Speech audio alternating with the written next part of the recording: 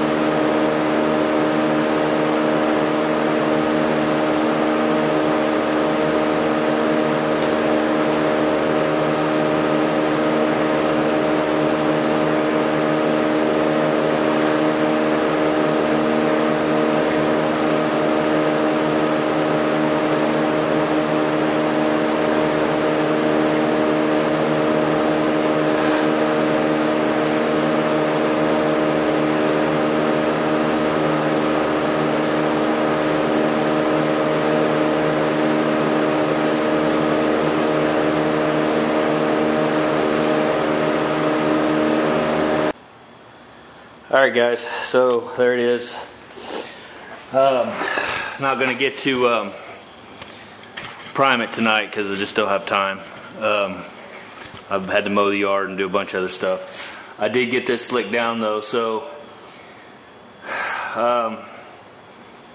kind of the process you guys saw. I went ahead and put some glazing putty over the top of that. Okay, that's blocked down in 180. The primer's going to cover those 180 scratches. Now I blocked up here with a soft block in 320, and as it comes on up, this is all 320 up through here. So that'll give me a bed to spray my come on brain primer, my high build in. This is all baby ass smooth, feels fantastic. There's no bumps, no nothing. The transmissions are good.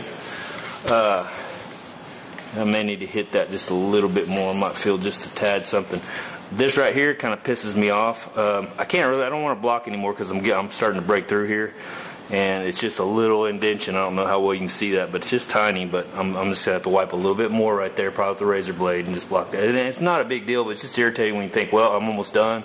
It's almost there, and then that, happens. But yeah, feels good. Oh, another thing I was gonna say.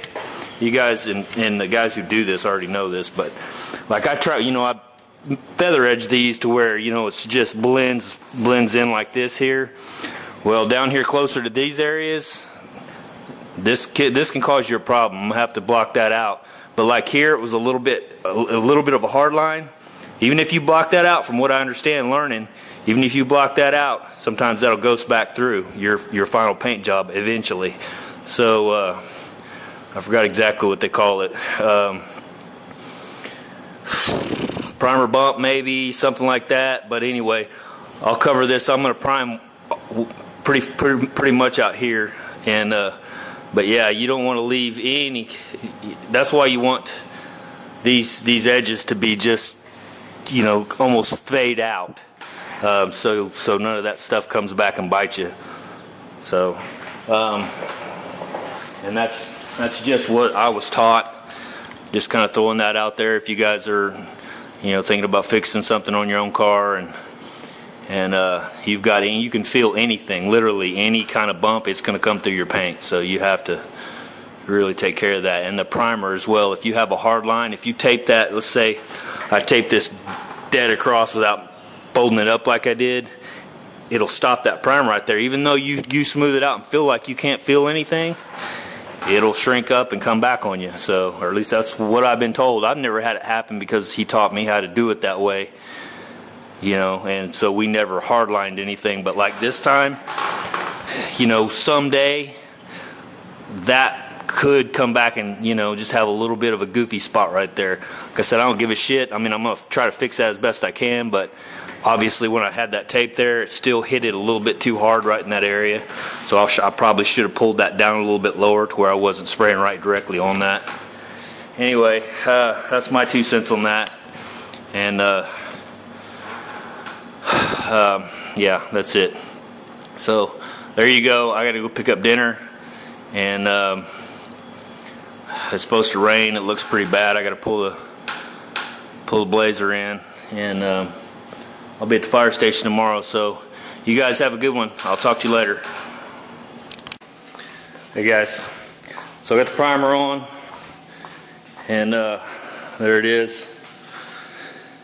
And that's 3 coats of SPI's high build, and that stuff does set up in the gun pretty stinking fast, so you got to get it on. But that's 3 coats there, and you can see it's feather edged out. And what I try to do on this is I'll put a fat coat just on the body work, and I'll put a fat coat on and go up a little higher than that, and then I'll put another coat on and go up and mist out a little bit farther than that. That way I don't stack up an edge. That way it's kind of feathers itself out. Anyway, that's the way I was taught to do it. So, and that's it. So yeah, we're gonna let that cure up for, I don't know, probably a couple weeks or so, and that'll be it. And then I'll start shooting some paint on it.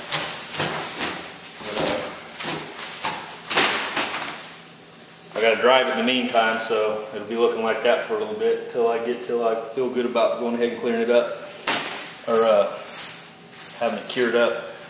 Tomorrow also the car's coming back. They got it done like super fast, so that's gonna come back. So tomorrow, or maybe the next day, I'll be putting that in epoxy primer.